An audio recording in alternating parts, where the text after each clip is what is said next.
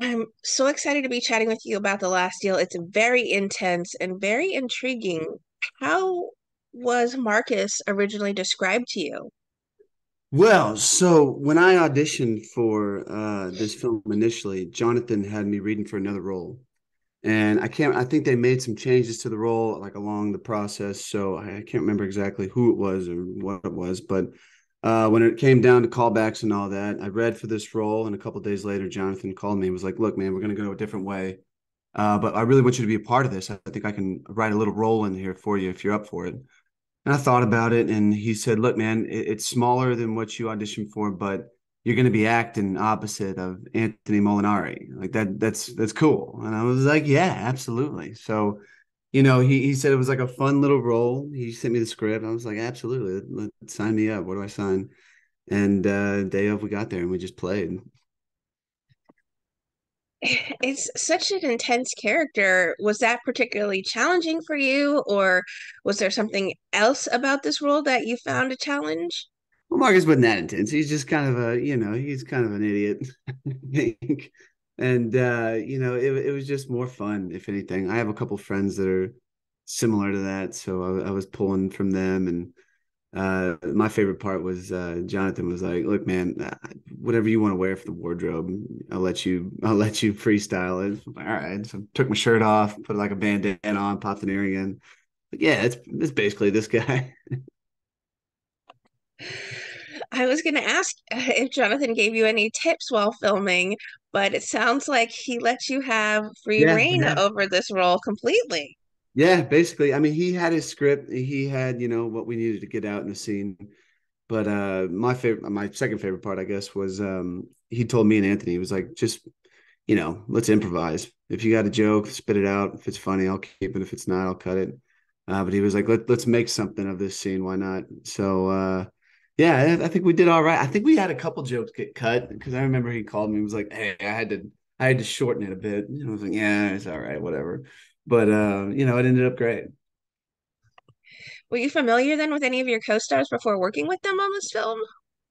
Well, I knew Anthony. I knew of Anthony. I had seen him in a lot of stuff. I can't remember off the top of my head, but yeah, I was definitely familiar with his work. And then I didn't get to work with him personally, but I met him at the premiere and everything. But Sala Baker, obviously from Lord of the Rings and everything else he's done.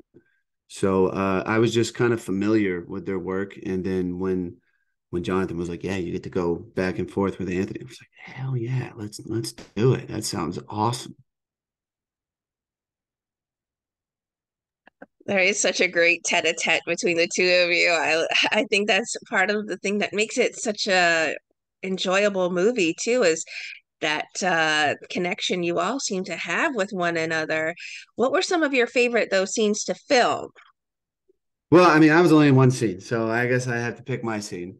Like I said, it was real loose. One of my favorite parts about it, I mean, we shot this 2 years ago, so or 3 years ago, actually. So we were right in the middle of quarantine. I, at the time, still considered myself pretty green.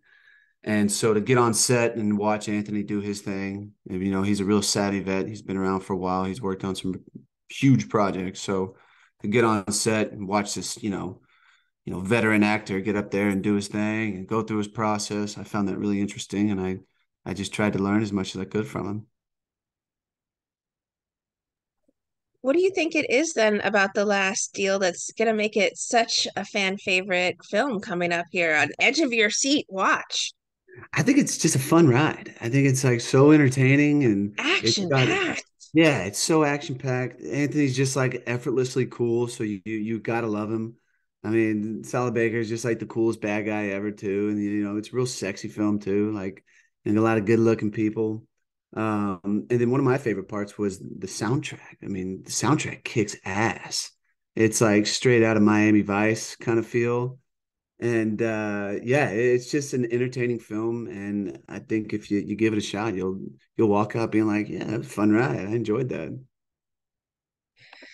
Have you been busy working on any other projects recently? Yeah, I'm actually currently on The Young and the Restless, so I've been on that for about a year and a half now. We're trucking along. We're coming up on our 50th anniversary, so a lot of juicy storylines that are coming up in the future. But besides that, that's kind of been the name of the game lately. I got one Lifetime movie that's coming out, but I shot that, years ago as well. What can you tease about what's in store in the next couple episodes for Chance? Oh man, well, just some drama. I'll tell you what, just drama, drama, drama. With Chance, right now he is getting a little frustrated. And he's usually a character that's real cool, calm, and collected. He's used to dealing with idiots and, schemers, criminals, you name it. He's used to this, so he knows that card and he knows how to play against them. But nowadays he's just getting frustrated. So I think you can or you can expect a lot more frustration from Chance here in the next couple of weeks. All right, it sounds like he's in for a rough ride, or at least other people are. It's always a rough ride in Genoa City. I'll tell you what, it's always a rough ride. What does it mean to you to be a part of a series that you mentioned has this large anniversary coming up, the significant anniversary coming up? It must be pretty special for you. Yeah, it's a complete honor. I mean, it's crazy. I've done a few of these in the past days, and they've talked about that. Like 50 years. There's not a lot of shows that can say they've been on air for 50 years. And so to represent that show and to represent CBS and to represent, all the other amazing artists on the show, the cast and crew, most of those people have been around for a long time. They've been working on that show for a long time. So to be accepted into that family and to be trusted by everybody is just it's amazing. It's such an honor, and I'm trying to, do the best that I can. I'm giving it all I got, and hopefully make something of it. Well, what would you like to say then to everyone who are fans and supporters of the wonderful work you continue to do on our screens? Oh, I appreciate all the love. I got into this 8 years ago, just trying to live out a dream, and people have been nothing but supportive and so nice.